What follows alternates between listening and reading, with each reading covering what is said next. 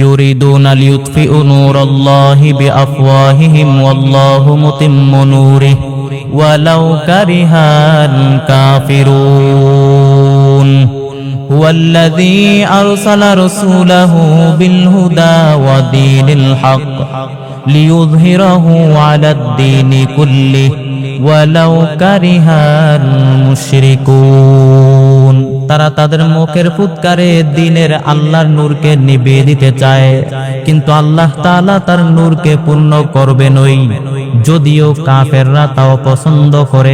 হুয়াল্লাযী আরসালা রাসূলাহু বিল হুদা ওয়া দীনিল হক, আল্লাহ তাআলা তার রাসূলকে হেদায়েত এবং সত্য ধর্ম দিয়ে দুনিয়ার জমিনে পাঠিয়েছেন।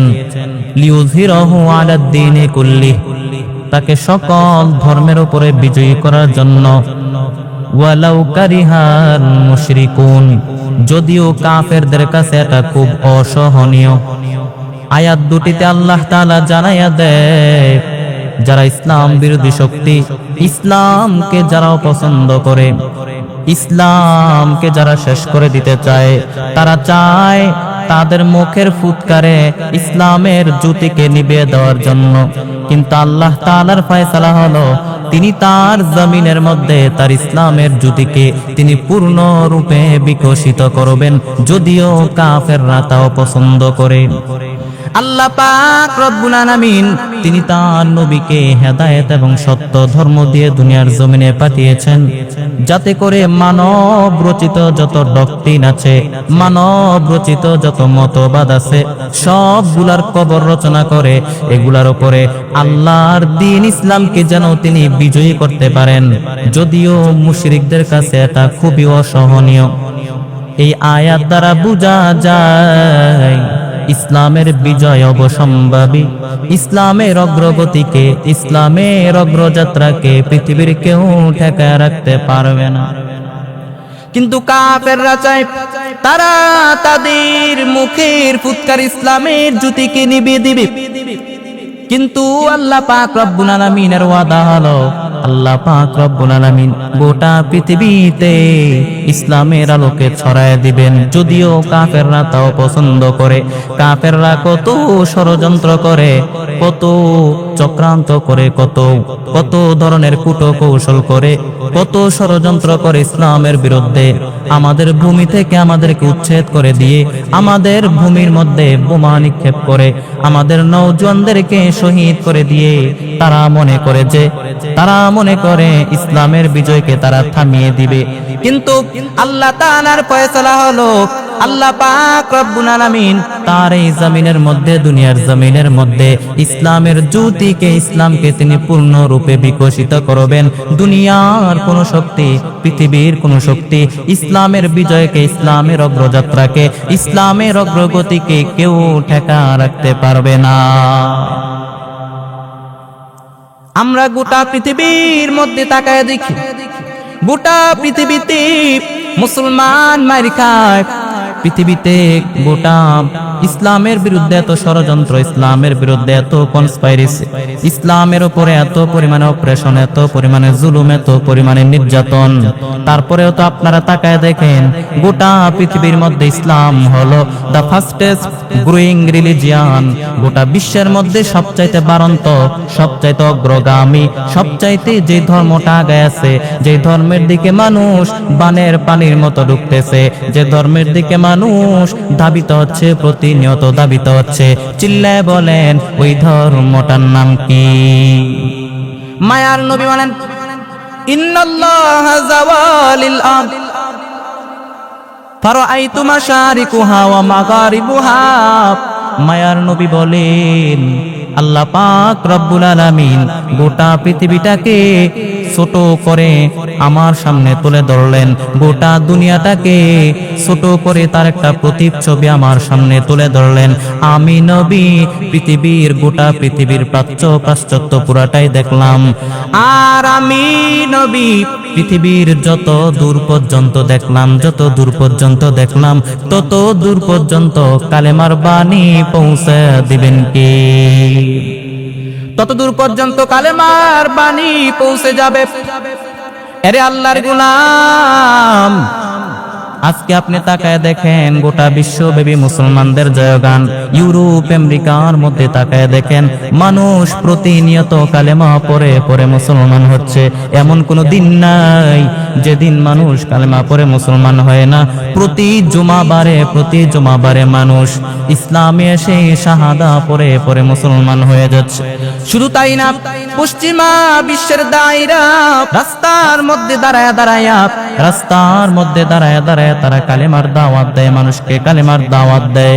তারা মানুষের সাথে খুব মিশতে পারে, মানুষের সাথে ফ্রেন্ডলি কথা বলতে পারে। রাস্তার মধ্যে এটাকে বলা হয় স্ট্রিট দাওয়া।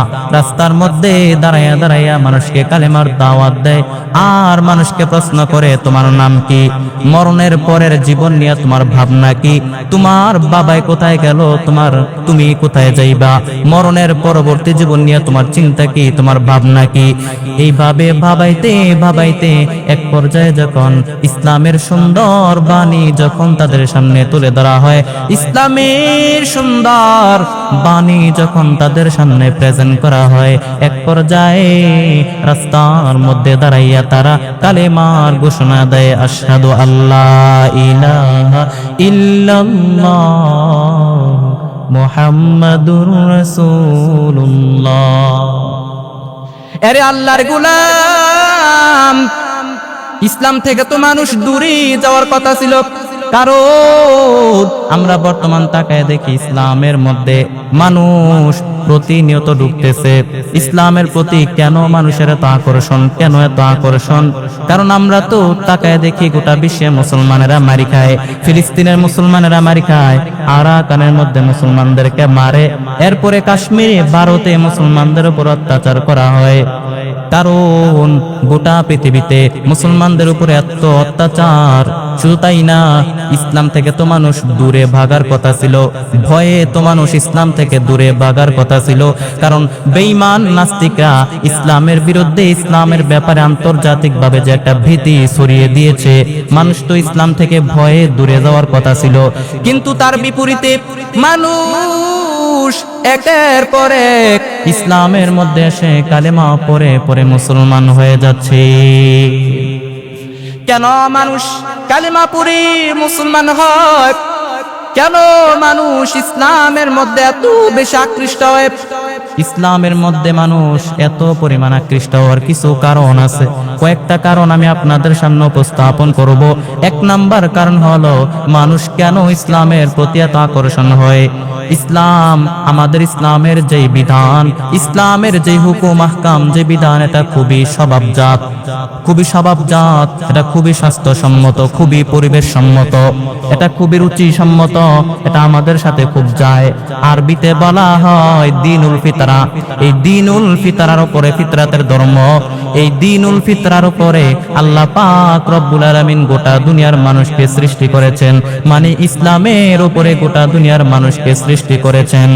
মায়ার নবী, মদিনাওয়ালা নবী বলেন, মা মিন মাউলুদিন ইল্লা ইউলাদু আলাল ফিতরা ফাআবাওয়াহু ইউহাউবিদানি আও ইউনাসসিরানি আও ইউমাজ্জিসানি।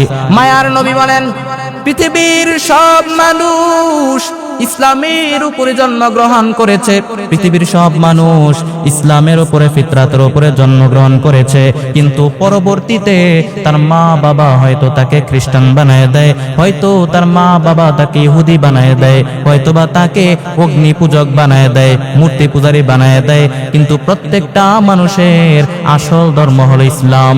সে ইসলামের উপরে জন্মগ্রহণ করেছে, সে ফিতরাতের উপরে জন্মগ্রহণ করেছে। এজন্য কারো সামনে ইসলামকে যখন উপস্থাপন করা হয়, কারো সামনে যখন ইসলামকে সুন্দরভাবে প্রেজেন্ট করা হয়, কারো সামনে যখন ইসলামকে সুন্দরভাবে উপস্থাপন করা হয়, তার কাছে অপরিচিত লাগে না, তার কাছে বড্ড আপন লাগে, তার কাছে বড্ড পরিচিত মনে হয়। কারণ আমরা তো অনেক আগে থেকে তো ইসলামের সাথে পরিচিত হয়ে এসেছি। আমরা তো রূহের জগৎ থেকে ইসলামের সাথে পরিচিত হয়ে এসেছি, দ্বীনুল ফিতরার সাথে পরিচিত হয়ে এসেছি। আল্লাহ পাক রব্বুল আলামিন রূহের জগতে সব রূহগুলাকে আল্লাহ তাআলা প্রশ্ন করেছিলেন, আলাস্তু বিরাব্বিকুম, এই আমি কি তোমাদের রব নই? তখন আমরা উত্তর দিয়েছিলাম, ক্বালু বালা শাহিদনা, হে আমাদের রব, আপনি তো আমাদের রব, আয় আল্লাহ, আপনি তো আমাদের রব। তার মানে রুহের জগতেই তো আমরা আল্লাহকে চিনে এসেছি, রুহের জগতেই তো আমরা ইসলামকে চিনে এসেছি, ইসলামের সাথে পরিচিত হয়ে এসেছি। এজন্য ইসলামকে যখন কারো সামনে প্রেজেন্ট করা হয়, উপস্থাপন করা হয়, তার সামনে অপরিচিত লাগে না, তার কাছে পরিচিত মনে হয়, তার কাছে বড্ড আপন আপন লাগে। ইসলামের বিধানগুলি এত সুন্দর, যা কিছু আপনার জন্য কল্যাণকর, এই পৃথিবীর জমিনের মধ্যে যা কিছু আপনার সাথে খাপ খায়, যা কিছু আপনার জন্য ভালো, যা কিছু আপনার জন্য সুইটেবল হয়, ওইটাই হলো ফিতরাত, ওইটাই হলো ইসলাম। আল্লাহ পাক রব্বুল আলামিন গোটা দুনিয়ার মানুষকে ইসলামের উপরে বানিয়েছেন, ইসলামের উপরে সৃষ্টি করেছেন। ইসলাম খুবই রুচিসম্মত, খুবই স্বাস্থ্যসম্মত। মায়ার নবী বলেন, মদিনার নবী জানায় দেয়, মেরাজের রাত্রে আমার হাতের মধ্যে দুইটা পেয়ালা দেওয়া হলো, উতিতু বিনা আইন, আমার হাতের মধ্যে দুইটা পেয়ালা দেওয়া হলো, ফি আহাদিহিমা লাবান, একটা পেয়ালার মধ্যে ছিল দুধ, ওয়া ফি আখরি খমর, আরেকটা পেয়ালার মধ্যে হলো মদ। আমি দেখতে পাচ্ছিলাম তা কোনটাতে কি। মায়ার নবী বলেন, আখাস্তুল লাবান, আমি নবী যে পেয়ালাতে দুধ আছে ওই পেয়ালাটাই নিলাম। নেওয়ার পরে জিব্রাইল ডাক দিয়া বলে, ও পয়গম্বর, আখাস্তাল ফিতরাহ, ও নবী আপনি ফিতরাতটাই নিয়েছেন, যেটা ভালো ওইটাই আপনি নিয়েছেন, যেটা আপনার সাথে খাপ খায়, যেটা আপনার সাথে সুইট করে, ও নবী ওইটাই আপনি নিয়েছেন। তার মানে আমরা বুঝতে পারলাম ইসলামের এক নাম্বার বৈশিষ্ট্য হলো ইসলাম খুবই ভেরি ন্যাচারাল রিলিজিয়ান, ইসলাম খুবই স্বভাবজাত, ইসলাম খুবই স্বাস্থ্যসম্মত, খুবই পরিবেশ সম্মত। এজন্য বিধর্মীরা যখন ইসলামের এই বিধানগুলি দেখে, ইসলামের এই বিধানগুলি দেখে, বিধর্মীরা ইসলামের প্রতি আকৃষ্ট হয়ে পড়ে, এক পর্যায়ে কালেমা পড়ে পড়ে মুসলমান হয়ে যায়। এরপর ইসলামের দুই নাম্বার বৈশিষ্ট্য, ইসলামের দুই নাম্বার বৈশিষ্ট্য হলো আল-উমুম, সার্বজনীনতা। ইসলামের মধ্যে কোনো সাম্প্রদায়িকতা নাই, ইসলামের মধ্যে কোনো সংকীর্ণতা নাই। ইসলাম হলো প্রশস্ত, গোটা পৃথিবীর সব সম্প্রদায়ের জন্য ইসলাম এসেছে, গোটা পৃথিবীর সব মানুষের জন্য ইসলাম এসেছে। ইসলাম সবাইকে অ্যাকোমোডেট করতে পারে, সবাইকে মানিয়ে নিতে পারে। ইসলামের দরজা সব সময় সবার জন্য খোলা। কেউ যদি ইসলামের মধ্যে আসতে চায়, তার জন্য কোনো বাধা আছে নাকি? কোনো বাধা নাই। কোন খ্রিস্টান যদি বলে আমি কালেমা পড়ে মুসলমান হয়ে যাব, তার জন্য কোনো বাধা নাই। কোন ইহুদি যদি বলে আমি কালেমা পড়ে মুসলমান হয়ে যাব, তার জন্য কোনো বাধা নাই। কোন হিন্দু যদি বলে আমি কালেমা পড়ে মুসলমান হব, তার জন্য কোনো বাধা নাই। ইসলামের দরজা সব সময় সবার জন্য খোলা। ইসলামের মধ্যে কোনো সংকীর্ণতা নাই। আপনারা যদি খেয়াল করেন, আল্লাহ পাক রব্বুল আলামিন তিনি যখন তার পরিচয় দিচ্ছেন, আল্লাহ তাআলা যখন নিজেকে গোটা বিশ্বের সামনে পরিচয় করায় দিচ্ছেন, আল্লাহ তাআলা বলেন আলহামদুলিল্লাহি রাব্বিল আলামিন, প্রশংসা ওই আল্লাহর জন্য যিনি গোটা জগৎ সমূহের রব। আল্লাহ তাআলা বলেন নাই রব্বিল মুসলিমিন, শুধু মুসলমানদের জন্য রব। না না, আল্লাহ এরকমটা বলেন নাই, বরং আল্লাহ বলেছেন রব্বিল আলামিন, গোটা জগৎবাসীর জন্য তিনি রব, গোটা জগৎবাসীর জন্য তিনি রব। আবার আমার মদিনাওয়ালা নবীকে যখন আল্লাহ তাআলা পরিচয় করায় দিচ্ছেন, আল্লাহ তাআলা বলেন মা আরসালনাকা ইল্লা রাহমাতাল লিল আলামিন। আল্লাহ তাআলা বলেন হে নবী, আমি আল্লাহ আপনাকে গোটা পৃথিবীর গোটা জগৎবাসীর জন্য আপনাকে রহমত হিসেবে প্রেরণ করেছি। আল্লাহ তাআলা বলেন নাই রাহমাতাল লিল মুসলিমিন, শুধু মুসলমানদের জন্যই আপনি রহমত, আল্লাহ এটা বলেন নাই, বরং আল্লাহ তাআলা বলেছেন ও নবী, আমি আল্লাহ আপনাকে গোটা পৃথিবীর গোটা জগৎবাসীর মানুষের জন্য আপনাকে সবার জন্য রহমত করে পাঠাইলাম। আল্লাহ সবার, নবীও সবার। কোরআনের ব্যাপারে আল্লাহ বলেন কোরআনটা শুধু আমাদের জন্য আল্লাহ পাঠান নাই, শুধু মুসলমানদের জন্য আল্লাহ কোরআনটাকে পাঠান নাই। ইন হুয়া ইল্লা যিকরুল লিল আলামিন, গোটা জগৎবাসীর গোটা মানুষের হেদায়েতের জন্য আল্লাহ কোরআনটা পাঠাইলেন। এটা শুধু মুসলমানদেরই কিতাব না, এটা হিন্দুদেরও কিতাব, এটা বৌদ্ধদেরও বই, এটা খ্রিস্টানদেরও বই। গোটা পৃথিবীর মানুষের হেদায়েতের জন্য আল্লাহ তাআলা কোরআনটাকে পাঠিয়েছেন। হেদায়েত চাও তো কোরআন পড়ো। সূর্যের সাথে আলোটা যেমন মিলিত, ফুলের সাথে গ্রানটা যেমন অ্যাডজাস্ট করা, ঠিক তেমনি ভাবে কোরআনের সাথে হেদায়েত তেমন মিলিত। হেদায়েত যদি চাও কোরআন পড়ো। কোরআনটা আরবি পড়ে এত মজা লাগে। সূরা ফাতিহা আপনি জীবনে কতবার পড়েছেন? সূরা ফাতিহা আপনি জীবনে কতবার পড়েছেন তার কোনো হিসাব নাই। সূরা ফাতিহা কেউ কি কোনোদিন বলেছে যে সূরা ফাতিহা অনেকবার পড়ছি পুরানো হয়ে গেছে, নতুন পড়ার দরকার, নতুন করে আরেকটা পড়ার দরকার? কেউ বলে নাই। বরং মানুষ বলে যত পড়ি সূরা ফাতিহা, যত পড়ি ততই মজা লাগে, কোরআন যত পড়ি ততই মজা লাগে। কারণ কোরআনের ভিতরে আল্লাহ তাআলা এমন এমন কথা রেখে দিয়েছেন, আপনি যদি কোরআনটা অর্থ সহকারে পড়েন, অর্থ বুঝে বুঝে পড়েন, দেখবেন আপনি কোরআনের আশেক হয়ে যাবেন। অটোমেটিক আপনার অন্তরের মধ্যে নূর চলে আসবে, হেদায়েত চলে আসবে। কারণ গোটা পৃথিবীর মানুষের জন্য আল্লাহ তাআলা কোরআনকে হেদায়েত করে পাঠাইলেন। আরে আল্লাহর গোলাম, এজন্য মানুষ ইসলামের প্রতি আকৃষ্ট হওয়ার 2 নাম্বার কারণ আল-উমুম। ইসলামের মধ্যে কোনো সংকীর্ণতা নাই, ইসলামের মধ্যে কোনো সাম্প্রদায়িকতা নাই। গোটা পৃথিবীর সব মানুষের জন্য ইসলাম এসেছে, সবার জন্য ইসলামের দরজা সব সময় খোলা। এরপরে 3 নম্বরে মানুষ ইসলামের প্রতি এত কেন আকৃষ্ট হয়? 3 নাম্বার কারণ হলো আত-তাইসির। ইসলাম হলো সহজ, ফ্লেক্সিবিলিটি। ইসলাম হলো সহজ, ইসলামের বিধানগুলি কঠিন না, একদম সহজ। একটু ভালো করে আপনারা খেয়াল করেন, মূল যেই টপিকটা আপনাদের সামনে বলতেছি, ইসলাম হলো সহজ। আল্লাহ তাআলা জানায় দেয় ইউরিদুল্লাহু বিকুমুল ইউসরা ওয়া লা ইউরিদু বিকুমুল উসরা। আমি আল্লাহ তোমাদের জন্য সহজ চাই, আমি আল্লাহ তোমাদের জন্য কঠিন চাই না। আল্লাহ তাআলা বলেন তিনি তোমাদের জন্য সহজ চান, কঠিন চান না। বরং আমরা ইসলামকে কঠিন করে ফেলি, আমরা জটিল করে ফেলি। ওয়া মা জাআলা আলাইকুম ফিদ-দীনি মিন হারাজ। ইসলামের মধ্যে কোনো জটিলতা নাই, ইসলামের মধ্যে কোনো সংকীর্ণতা নাই। ইসলাম হলো সহজ। আবার আপনি তাকায় দেখেন ইসলাম কেমন একটা ধর্ম। ইসলাম মানুষের সুবিধা অসুবিধাকে ইসলাম প্রাধান্য দেয়, গুরুত্ব দেয়। কতটা গুরুত্ব দেয়? মায়ার নবী রাহমাতুল লিল আলামিন ইসলামকে মানুষের সামনে সহজ করে করে উপস্থাপন করতেন। আমার নবী ইসলামকে কঠিন করে উপস্থাপন করতেন না।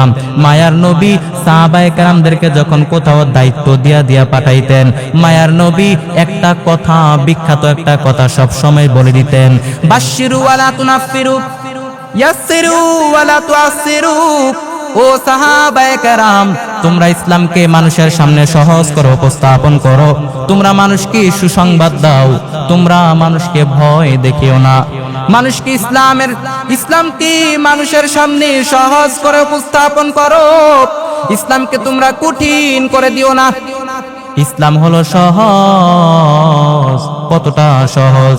মসজিদে নববীর মধ্যে এক বেদুইন, মসজিদে নববীর মধ্যে এক বেদুইন দাঁড়ায় দাঁড়ায় প্রস্রাব করতে আরম্ভ করলো। সাহাবায়ে কেরাম তাকায় দেখে এক বেদুইন মসজিদে নববীর মাঝখানে দাঁড়ায় দাঁড়ায় প্রস্রাব করতে আরম্ভ করলো। সাহাবায়ে কেরাম বলে এত বড় সাহস, এত বড় সাহস, মসজিদে নববীর মাঝখানের মধ্যে দাঁড়ায় দাঁড়ায় প্রস্রাব করে। সাহাবায়ে কেরাম তাকে মারার জন্য উদ্যত হয়ে গেল। মায়ার নবী, মদিনাওয়ালা নবী ডাক দিয়া বললেন, সাহাবায়ে কেরাম তোমরা তাকে মারিও না, তাকে ছেড়ে দাও, তাকে কাজ ছাড়তে দাও, তাকে প্রস্রাব করতে দাও, ডিস্টার্ব করিও না। কারণ মাঝখানে যখন কেউ যখন টয়লেট পাস করে, প্রস্রাব করে, তাকে ডিস্টার্ব করা যায় না, তাকে ডিস্টার্ব করা যায় না। মাঝখানে যখন কেউ টয়লেট পাস করে, প্রস্রাব করে, তাকে ডিস্টার্ব করা যায় না, কারণ তার বড় একটা ক্ষতি হয়ে যেতে পারে। মায়ার নবী ডাক দিয়া বললেন, ও সাহাবায়ে কেরাম তাকে ছেড়ে দাও, তাকে ডিস্টার্ব করেও না। এরপরে সে প্রস্রাব করলো, যখন শেষ করলো, মায়ার নবী সাহাবাদেরকে বললেন, প্রস্রাবের উপরে এক বালতি পানি ঢেলে দাও। পানি ঢেলে দেওয়া হলো। এরপরে মায়ার নবী সাহাবাদেরকে ডাক দিয়ে বললেন, ও সাহাবায়ে কেরাম, তোমরা সহজপন্থী হয়ে দুনিয়ার জমিনে প্রেরিত হয়েছো, কঠোরপন্থী হয়ে তোমরা দুনিয়াতে প্রেরিত হও নাই। মানুষকে সুসংবাদ দাও, মানুষকে ভয় দেখিও না। এইভাবে যখন সাহাবায়ে কেরামদেরকে আমার নবী সাহাবায়ে কেরামদেরকে জানায় দিলেন ইসলাম কতটা সহজ, এরপরে নবী বেদুইনকে ডাক দিয়া বললেন, রে বেদুইন, তুমি যে মসজিদের নববীর মাঝখানের মধ্যে দাঁড়ায় দাঁড়ায় প্রস্রাব করলা, তুমি কি জানো না এ মসজিদে নববীতে আমরা আল্লাহর ইবাদত করি, আল্লাহকে ডাকি, আমার আল্লাহর কিতাব তেলাওয়াত করি। তুমি যে মসজিদের নববীর সামনে মাঝখানে দাঁড়ায় দাঁড়ায় প্রস্রাব করলা, বলো তুমি কাজটা ঠিক করেছো নাকি? মায়ার নবী যখন তাকে পরম মমতায় বুঝাইতে লাগলেন, তাকে যখন আদর যত্ন করে মমতায় বুঝিয়ে বললেন, ওই বেদুইন, গ্রাম্য বেদুইন মাথা নত করে লজ্জায় নবীকে ডাক দিয়ে বলল, পয়গম্বর, ও নবী, আমি বুঝতে পারি নাই, আপনি আমাকে মাফ করে দেন। তার মানে ইসলাম সহজ, ইসলামের মধ্যে কোনো কাঠিন্যতা নাই। এরপর আপনারা যদি তাকায় দেখেন, আপনাদেরকে প্রশ্ন করি, বিয়েতে মহারানা দেওয়া কি? বলেন, বিয়েতে মহারানা দেওয়া কি ফরজ? ওয়া আতুন নিসা সাদুকাতিহিন্না নিহলাতান ফাইন তিবনা লাকুম আন শাইইম মিনহু নাফসান ফাকুলুহু হানিআম মারিআ। মহারানা দিয়া দাও। স্বামীদেরকে আল্লাহ তাআলা বললেন, সানন্দ চিত্তে তোমরা মহারানা দিয়া দাও। মহারানা দেওয়াটা ফরজ, আল্লাহর আদেশ। এক সাহাবী মহারানা দেওয়ার মতো কোনো সামর্থ্য নাই। এক সাহাবী নবীকে ডাক দিয়া বলল, পয়গম্বর, ও নবী, আমি বিয়ে করব। নবী বললেন, মহারানার টাকা দাও। সাহাবী ডাক দিয়া বলি, ও পয়গম্বর, আমার কাছে মহারানা নাই, মহারানার টাকা দেওয়ার মতো আমার কোনো সামর্থ্য নাই। যেই মেয়েকে বিবাহ করবে, ওই মেয়েকে নবী ডাক দিয়া বললেন, মেয়ে, তুমি কোরআন পড়তে পারো কি পারো না বলো। মেয়েটা ডাক দিয়া বলে, নবী, আমি কোরআন পড়তে জানি না, কোরআন পড়তে পারি না। এরপরে যেই সাহাবী বিবাহ করবেন, ওই সাহাবীকে নবী ডাক দিয়া বললেন, রে সাহাবী, তুমি কোরআন পড়তে পারো কি পারো না বলো। সাহাবী ডাক দিয়া বলল, পয়গম্বর, হ্যাঁ, আমি অনেকগুলা সূরা পড়তে পারি, কোরআন পড়তে আমি পারি। মায়ার নবী মেয়েটাকে ডাক দিয়া বললেন, রে মেয়ে, তুমি তো কোরআন পড়তে পারো না, তুমি তো কোরআন পড়তে জানো না। তোমার স্বামী হবু হাসবেন, অনেকগুলা সূরা সে পারে, অনেকগুলা সূরা তার মুখস্থ আছে। তোমাকে তোমার স্বামী প্রতি রাত্রিবেলা কিছু না কিছু সূরা তোমাকে মুখস্থ করায় দিবে, এইটাই হয়ে যাবে তোমার বিয়ের মহর। তার মানে ইসলাম সহজ না কঠিন? ইসলাম সহজ, ইসলাম হলো সহজ। এবার আপনারা বলেন, নামাজের আগে ওযু করা কি ফরজ? যদি ওযুর পানি না, তায়াম্মুম করে নামাজ পড়লেও কবুল করে নেবেন কি? দাঁড়ায়া নামাজ পড়তে হয়, দাঁড়াইয়া নামাজ পড়তে পারেন না, বসে বসে নামাজ পড়েন, কবুল করে নেবেন কে? আবার বসতেও পারেন না, দাঁড়াইতেও পারেন না, অসুস্থ রোগ, আপনি শুয়ে শুয়ে নামাজ পড়েন, কবুল করে নেবেন কি? তার মানে ইসলাম সহজ। বেঈমানরা যখন, বিধর্মীরা যখন ইসলামের এই সুন্দর বিধানকে যখন দেখে, তারা নিজেদেরকে ধরে রাখতে পারে না। ইসলামের সৌন্দর্য যখন তারা দেখে, তারা ইসলামের প্রতি আকৃষ্ট হয়ে পড়ে, কালেমা পড়ে তারা মুসলমান হয়ে যায়। ইসলামের বিজয় হবে, ইসলামের বিজয়কে কেউ ঠেকায় রাখতে পারবে না। মায়ার নবী বলেন, গোটা পৃথিবীটাকে আল্লাহ পাক রব্বুল আলামিন আমাকে ছোট করে আমার সামনে তুলে ধরলেন। পৃথিবীর প্রাচ্য প্রাশ্চাত্য আমি নবী পুরাটাই দেখলাম। আর আমি নবী যত দূর পর্যন্ত দেখলাম, তত দূর পর্যন্ত কালেমার বাণী পৌঁছে যাবে। গোটা পৃথিবীতে ইসলাম ছড়িয়ে পড়বে। শুধু তাই না, আরে আল্লাহর গোলাম, বেঈমানরা যত ষড়যন্ত্রই করুক না কেন, যত চক্রান্তই করুক না কেন, ইসলামের বিজয়কে ঠেকায় রাখতে পারবে না। ইসলামের বিজয় দিবেন কে? ইসলামের বিজয় দিবেন একমাত্র আল্লাহ। ইসলামের বিজয়কে কেউ ঠেকায় রাখতে পারবে না, কারণ আমার আল্লাহর ওয়াদা, আরে আল্লাহর গোলাম, আমরা যেন ইসলামের বিজয়ের একটা অংশ হতে পারি, আমরা যেন ইসলামের বিজয়ের একটা অংশ হতে পারি। আল্লাহ তৌফিক দান করেন, বলেন আমিন। মায়ার নবী বলেন, দুই দলের জন্য জাহান্নাম মাফ। কয় দলের? দুই দলের জন্য জাহান্নাম মাফ। এক নাম্বার হলো যারা পয়গম্বর ঈসা নবীর সাথী হবে, ঈসা নবীর সঙ্গী যারা হবে। পয়গম্বর ঈসা নবীকে আল্লাহ তাআলা উপরে উঠায় নিয়েছেন, দাজ্জালকে হত্যা করার জন্য আবার দুনিয়ার জমিনে পাঠাইবেন। পয়গম্বর ঈসা নবী ফজরের নামাজের ইকামতের একটু আগ মুহূর্তে, সামান্য একটু আগ মুহূর্তে পয়গম্বর ঈসা নবী ওই দামেস্কের পূর্ব দিকে সাদা গম্বুজওয়ালা মসজিদে তিনি দুইজন ফেরেশতার কাঁধের মধ্যে ভর করে তিনি নামবেন, অবতরণ করবেন। যখন আসবেন, ইমাম মাহদী আলাইহিস সালাম তাকে দেখে চিনে ফেলবে, ঈসা নবীকে দেখে চিনে ফেলবে, ইমামতির জন্য আহ্বান করবে যে আপনি ইমামতি করেন। কিন্তু ঈসা আলাইহিস সালাম বলবেন, না না, আমি ইমামতি করব না, আপনি মুসলমানদের খলিফা, আজকের ইমামতি আপনি করবেন, আজকের ইমামতি আপনি করবেন, আপনি মুসলমানদের খলিফা। ফজরের নামাজের পরে ঈসা আলাইহিস সালাম দাজ্জালকে হত্যা করার জন্য বের হয়ে যাবে। দাজ্জালকে বাবে লুদ নামক জায়গার মধ্যে তাকে হত্যা করবে। ওই সময় ঈসা নবীর সঙ্গী যারা হবে, ঈসা নবীর সাথী যারা হবে, তাদের জন্য জাহান্নাম মাফ। আমাদেরকে যদি আল্লাহ হায়াত দান করে আমরা যেন অংশগ্রহণ করতে পারি, আল্লাহ তৌফিক দান করেন, বলেন আমিন। দুই নাম্বার হলো হিন্দুস্তানের বিরুদ্ধে যারা যুদ্ধ করবে। বর্তমান ভারত হিন্দুস্তানের বিরুদ্ধে যারা যুদ্ধ করবে, হিন্দুস্তানের যুদ্ধ বড় কঠিন। ওই সময় মুসলমানদের বিজয়টা হবে বড় কঠিন। অনেক মুসলমান হিন্দুস্তানের যুদ্ধের মধ্যে শহীদ হয়ে যাবে। অনেক মুসলমান হিন্দুস্তানের যুদ্ধের মধ্যে শাহাদাত বরণ করে ফেলবে। কিন্তু আসল বিজয়টা, শেষ বিজয়টা আল্লাহ তাআলা মুসলমানদেরকেই দান করবেন। মুসলমানদের বিজয়টা কঠিন হয়ে যাবে ওই দিন। ওই সময় যারা অংশগ্রহণ করবে হিন্দুস্তানের যুদ্ধের মধ্যে, তাদের জন্য জাহান্নাম মাফ।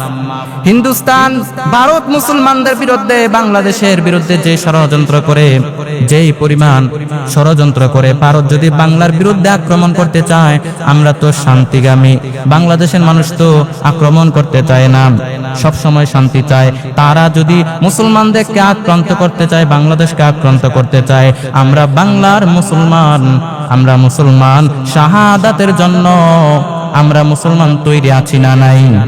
আল্লাহ তাআলা কবুল করেন, বলেন আমিন। যতটুকু আলোচনা করলাম, যদি ভুল ভ্রান্তি হয়ে থাকে, আল্লাহ তাআলা আমাদের স্মৃতিপট থেকে এটা মুছে দেন। ভালো ভালো কথাগুলো আমাকে এবং আপনাদেরকে সহ আমল করার তৌফিক আল্লাহ দান করেন।